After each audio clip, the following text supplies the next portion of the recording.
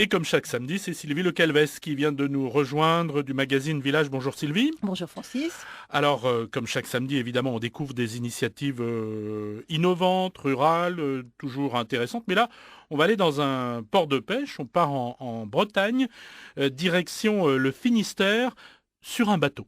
Dites-nous tout. Oui, effectivement, ça nous change un petit peu, à Village. On est allé voir la côte et on est allé rencontrer le patron du Langoustinier le Risten, un bateau de 15 mètres 80 qui accueille. C'est à quel endroit? C'est en Cornouailles, donc on est dans le Finistère et sur la Cornouaille, donc pas très loin, dans la région voisine.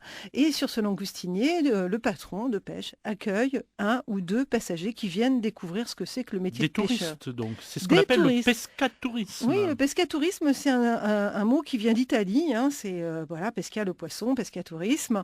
Donc c'est parce que les Italiens sont des fervents du genre. C'est beaucoup de bateaux de pêche italiens pratiquent ce type d'activité. Ça se développe chez nous. C'est assez récent. Ça a commencé dans les années 2008-2009. Donc c'est quand même une histoire assez récente du tourisme. Il y a 41 navires qui sont recensés par le Comité national des pêches sur les littoraux français qui pratiquent ça. Beaucoup quand même autour de la Méditerranée, un petit peu en Normandie, un peu plus en Bretagne, un peu aussi sur la côte du sud-ouest. On, on peut pêcher tout. Là, on le voyait avec la langoustine, mais ça peut être toute pêche, tout type de bateau.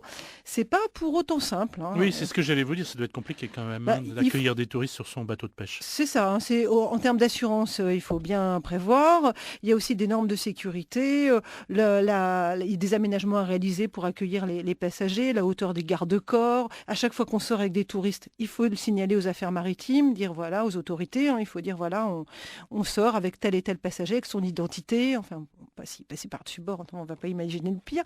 Par contre, il y a vraiment des très bonnes retombées, puisque ça participe à faire découvrir ce métier. Et on pourrait le transposer à plein d'autres métiers de la campagne et ça commence à émerger. Ça permet de voir comment finalement le poisson arrive dans notre assiette. On a souvent des idées un peu préconçues et erronées sur ce métier. Et ça peut être parfois un complément de revenu C'est ce que j'allais vous dire. pour les pêcheurs. Alors, le langoustinier sur lequel on est allé, c'est pas le cas puisque ce qu'il touche, c'est-à-dire en gros 50 € par passager, il le reverse pour le sauvetage en mer. Et Parce il a que 80 passagers, grosso modo, par saison, c'est ça? voilà, c'est ça. Mais lui, il dit, bah, moi, je fais ça pour faire découvrir mon métier, mais ça aide le sauvetage en mer, donc ça m'aide moi aussi, bien sûr. Mais d'autres, ça leur fait un vrai complément de revenu, donc c'est pas non plus anodin.